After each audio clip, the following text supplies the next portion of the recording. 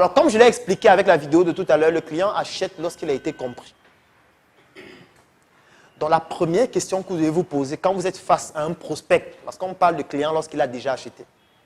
Quand vous êtes face à un prospect, la question que vous devez vous poser, c'est qu'est-ce que le client veut? Qu'est-ce qu'il veut? Quel est l'objectif qu'il veut atteindre? Quel est le problème qu'il a? Et quel est l'objectif qu'il veut atteindre? Est-ce que le produit ou le service que je suis en train de proposer lui permet d'atteindre cet objectif-là?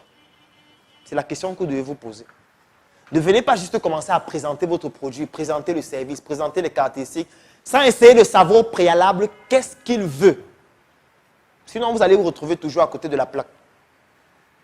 Ça, c'est la première chose. Ici, vous avez ce que j'appelle la roue des émotions. C'est une roue dans laquelle vous avez les principales émotions, ce qu'on appelle les émotions primaires et les émotions composées. Les émotions primaires, on a par exemple la peur, on a par exemple la colère, on a par exemple la joie.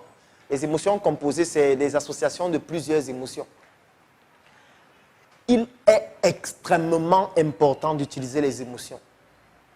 Et comme je le disais la dernière fois, il y a deux émotions qui fonctionnent mieux que toutes les autres. Il y a la colère, il y a la peur. Je vais prendre des exemples tout à l'heure de chacune de ces émotions-là pour que vous puissiez voir à quoi ça ressemble. Dans les supports que vous avez dans le module d'aujourd'hui, vous avez un document qui ne parle que des émotions. Donc ça va vous permettre d'aller en profondeur sur les différentes émotions, voir comment ça se matérialise. Lorsqu'on a vu le module sur la prise de parole en public, je vous ai donné un document de plus de 1000 pages qui parlait du langage non verbal. Et dans ce document, vous avez par exemple des images lorsque quelqu'un est en colère, comment est-ce que son visage se matérialise au niveau de ses bras, au niveau de son langage non verbal. Il est extrêmement important de comprendre ça. Parce que quand vous êtes en train de discuter avec un client, il faut pouvoir identifier quelle est l'émotion qu'il est en train de manifester à travers son langage non verbal. Ça va vous permettre de savoir si vous devez continuer ou s'il faut stopper pour emprunter une autre stratégie. Donc ça, c'est la roue des émotions. Alors, au niveau du mécanisme d'achat, c'est une image qu'on a eu à utiliser hier pour les solutions, mais je reviens avec cette même image. Ce sont les 5 étapes du mécanisme d'achat. Ça découle un peu de l'équation entrepreneuriale, mais je la complète ici. Alors, la première chose, c'est de reconnaître le problème. Je ne vais pas revenir dessus. On a vu que l'équation entrepreneuriale commence par un problème qu'il faut identifier. Ensuite, quelles sont les solutions? Quand je mets rechercher les solutions, c'est parce qu'il peut y avoir plusieurs solutions à un même problème. Et on a donc vu qu'il fallait chercher la solution la plus efficiente, avec la solution qui nous permet de dépenser le moins de ressources pour arriver au même résultat ou au même objectif. Donc, quand je mets rechercher les solutions, ce n'est pas parce que vous avez trouvé une solution que c'est forcément ça qu'il faut toujours utiliser. Il faut toujours se poser la question, comment faire pour avoir une solution la plus optimale qui me permet de dépenser le moins d'argent possible. Alors, la troisième chose, c'est d'évaluer les options. En fait, c'est cette évaluation qui vous permet de trouver donc quelle est la plus efficiente. Quatrième chose, c'est la décision et l'acte d'achat. Et surtout, un élément d'extrêmement important, comme j'aime toujours le dire, la vente commence après l'achat. La vente commence après l'achat. Parce qu'il y a des gens qui pensent souvent que dès que le client a acheté, c'est fini. C'est quand le client a acheté qu'en fait la vente doit commencer. C'est à ce moment que la relation doit se créer avec le client. C'est à ce moment que vous devez pouvoir proposer d'autres types de produits, d'autres types de services complémentaires. Et faire en sorte que le client reste un client fidèle. C'est extrêmement important. Et je vais vous expliquer pourquoi. Je vais prendre un cas de figure. Je vais dessiner ce que je vais symboliser comme étant un vase. C'est un vase dans lequel je vais expressément mettre des ouvertures. Donc, je vais mettre des ouvertures, des ouvertures, des ouvertures, des ouvertures, des ouvertures, des ouvertures. Supposons que ça, c'est votre entreprise. Votre entreprise est donc comme une passoire. Ça veut dire avec plusieurs ouvertures. Alors, qu'est-ce que vous faites? Vous avez un produit ou un service. Vous avez un produit ou un service. Et voici les prospects qui sont là. Les prospects ne sont pas encore entrés dans votre entreprise, donc ils ne connaissent même pas le produit et le service que vous avez. Donc la première chose que vous allez faire, c'est quoi? C'est de communiquer pour que les gens puissent être au courant de votre produit et de votre service. Pour communiquer, qu'est-ce que vous faites? Vous utilisez plusieurs types de moyens de communication pour communiquer. J'appelle ça comme. Ça peut être des moyens directs, des moyens indirects, comme ce qu'on a vu hier. Vous communiquez. Quand vous communiquez, il y a certains prospects qui sont au courant de votre produit et de votre service. Ils se disent, waouh, pourquoi pas? Un peu comme les dames qui t'ont contacté ou le monsieur, pour dire vraiment, tes farines, ça m'intéresse. J'aimerais acheter un peu quelques farines pour voir exactement de quoi il s'agit. Qu'est-ce qui se passe? Tu dis par exemple que le kilo de farine, c'est 2000. Elle te donne 2000, tu lui vends un kilo de farine. Dès que tu lui vends le kilo de farine, qu'est-ce qui se passe? Elle passe de prospect à client. Ici, c'était prospect. Elle passe de prospect à client. Mais le problème qui se pose, c'est que ton entreprise est comme une passoire. Et que quand le client entre dans ton entreprise, il ressort. Quand le client entre dans ton entreprise, il ressort. Quand le client entre dans ton entreprise, il ressort. Et vous savez la conséquence que ça va entraîner? La conséquence que ça va entraîner, c'est que vous serez toujours obligé de communiquer un peu plus pour qu'il y ait de nouveaux clients. Parce que, étant donné que les clients qui entrent ressortent par la passoire, ça veut dire qu'à un moment donné, vous n'aurez plus de clients. Donc, pour avoir encore notre chiffre d'affaires, il va falloir augmenter la com. Et ça va être sans fin. Et que tout le temps, vous serez en train d'augmenter le budget de com, augmenter le budget de com, augmenter le budget de com, augmenter le budget de com pour avoir les nouveaux clients. Parce que les clients que vous avez obtenus, étant donné que vous n'avez pas créé une relation avec ces clients, étant donné que vous n'avez pas permis à ces clients de bénéficier d'une expérience client excellente, étant donné que vous ne travaillez pas sur la base de données de vos clients, afin de pouvoir leur proposer des services, faire en sorte qu'ils s'abonnent et surtout créer une relation avec eux, qu'est-ce qui se passe? Ils sortent, ils s'en vont ailleurs. Et quand ils sortent, ils s'en vont ailleurs, qu'est-ce qui se passe? Vous serez toujours obligé de dépenser plus pour avoir de nouveaux clients. Et l'enjeu donc ici, c'est de faire en sorte que les trous se referment. Et pour que les trous se referment, il y a deux éléments. Le premier élément, c'est l'expérience client. Et le deuxième élément, c'est la relation client. En fait, l'expérience client, ce sont les émotions que vous êtes capable de susciter chez un client lorsqu'il est en train d'effectuer un acte d'achat. Je vais prendre un exemple. Il y a une dame qui n'est pas loin de chez moi qui fait des transactions Orange et Mobile Money.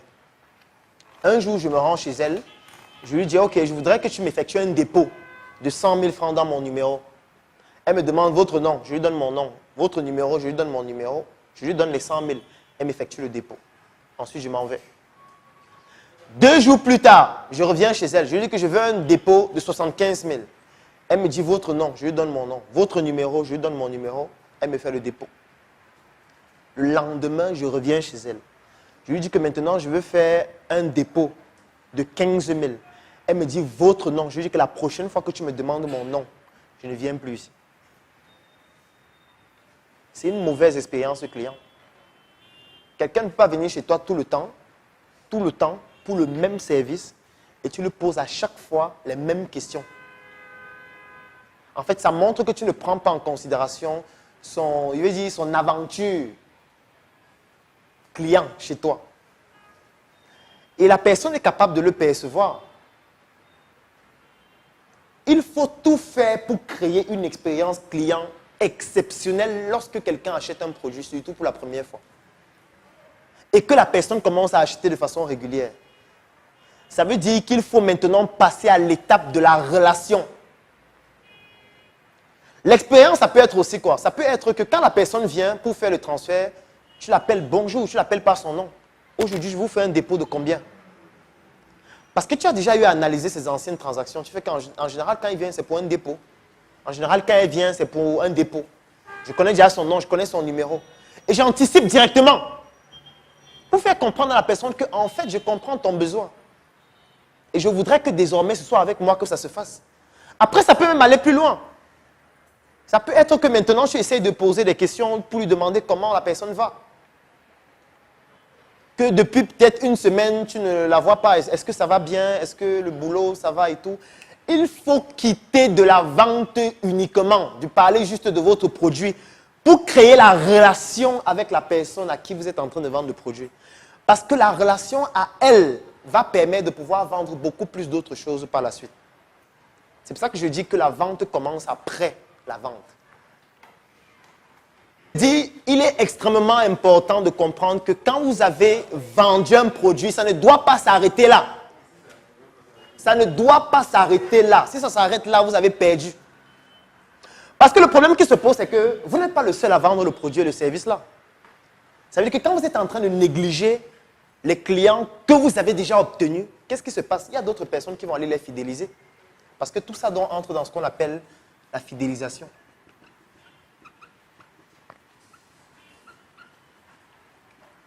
C'est pour ça que vous allez parfois aller au marché, vous voyez un bail Amsterdam qui dit mon fils, c'est comment? Maman va comment?